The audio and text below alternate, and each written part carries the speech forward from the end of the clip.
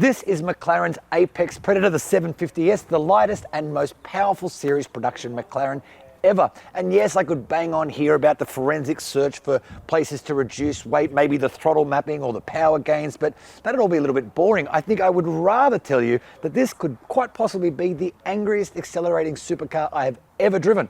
Or better yet, I could just show you. So let's go do that, shall we?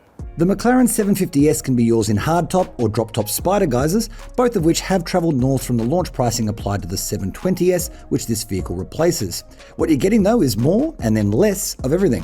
More power, more performance, more downforce, more stiffness, combined with less weight, with McLaren having taken a forensic approach to stripping kilos from this 750S. What you're not getting though is much in the way of niceties, with the 750S really offering less interior tech and comforts than a mid-range hatchback, though it does now have Apple CarPlay on its 8-inch central screen. For mine though, that only enhances the drive experience, with the 750S offering a genuinely pure feeling drive, a steering wheel free of buttons, a cabin largely free of distraction, no safety chimes bonging, and a nuclear reactor attached to your right foot, and these are all very good things. Elsewhere, the McLaren 750S rides on ultra-lightweight forged alloy wheels, 19-inch at the front, 20-inch at the rear, wrapped in Pirelli P0 rubber as standard. And there are thinly cushioned carbon fibre shelled racing seats that hold you snugly in place and are every bit as comfortable on bumpy roads as cuddling a cactus. In the cabin, McLaren has worked to up the tech, though it's best to remember this is pared back and pure over plush. Now, even McLaren concedes that the cosmetic updates here are fairly minor, but there is some new stuff to talk about. The front bumper and the front splitter, they're both new. And if you'll join me at the back, the rear wing is now bigger, but also lighter than it was before too. There goes bonnet noise, and I'm glad you can hear that because it's relevant.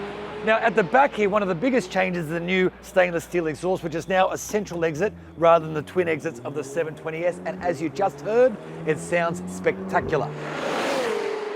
Now you open these doors skyward and they actually open up a fair bit of the roof, which makes it a little bit easier to climb in and out of.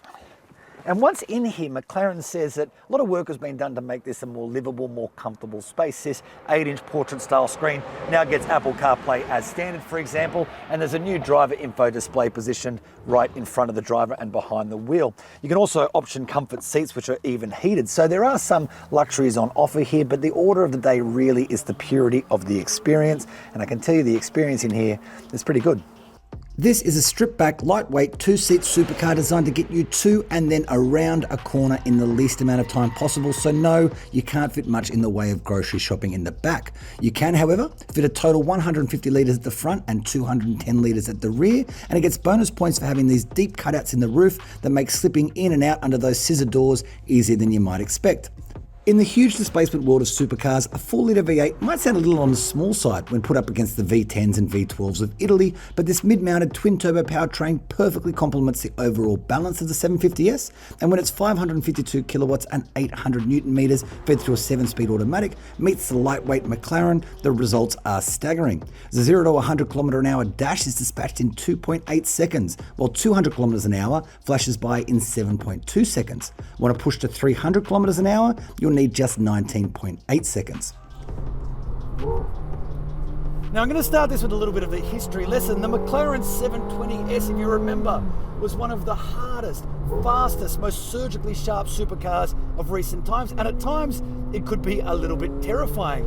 And I'm telling you that because this is its replacement, the 750S, and McLaren has been forensic in its search for improvements. Really, no stone has been left unturned to find more power, less weight, and more downforce. And the result, of course, is a car that is harder, faster, sharper than even the 720S, and yet somehow a little bit less terrifying.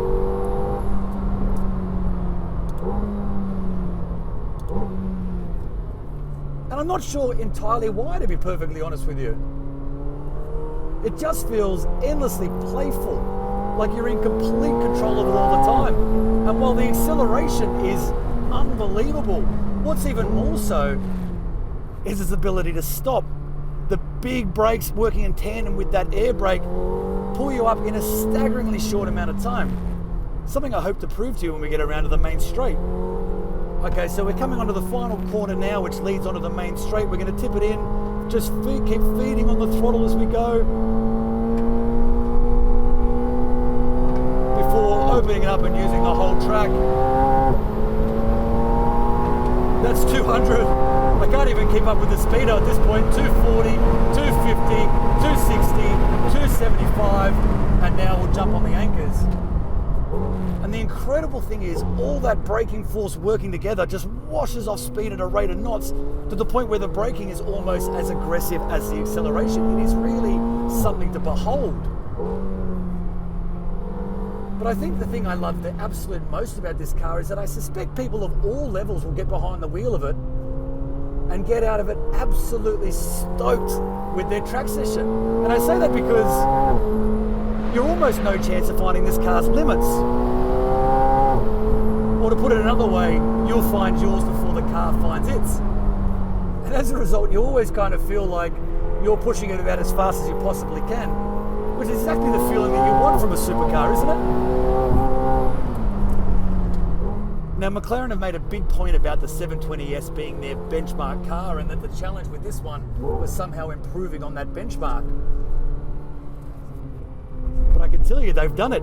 I was at the international launch of that car years ago now, and I walked away thinking it was one of the best in the business, and I'm struck by the feeling that this one is even better. McLaren says you can expect 12.2 litres per 100 kilometres on the combined cycle, with emissions pegged at 276 grams a kilometre. But you can also expect to win the lottery. It doesn't make it all that likely. It's hard to imagine just how softly you'd have to treat the 750S to get anywhere near those numbers, but I also know that you almost certainly won't. The temptation is simply too great. Safety systems hardly abound here, and nor is McLaren or ANCAP likely to pony up for the 750S to be crash tested. You do get front and front side airbags, front and rear parking sensors and a reversing camera, as well as the handy nose lift function, which should stop you scraping over steep speed bumps and the like. The 750S is covered by a standard 3-year unlimited kilometre warranty, which is fully transferable. Owners can also spring for an extended warranty, which can cover the McLaren for up to 15 years.